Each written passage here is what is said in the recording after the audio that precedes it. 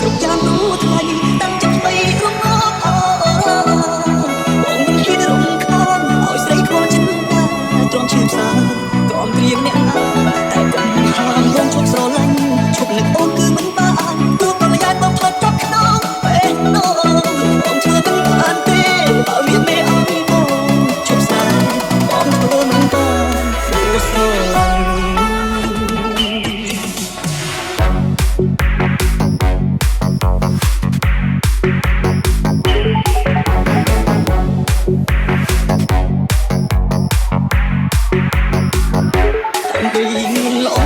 I got my sights set on you, and I'm ready to work. I have a heart that will never be tamed. There's something special when you call my name. Now I can't wait to see you again.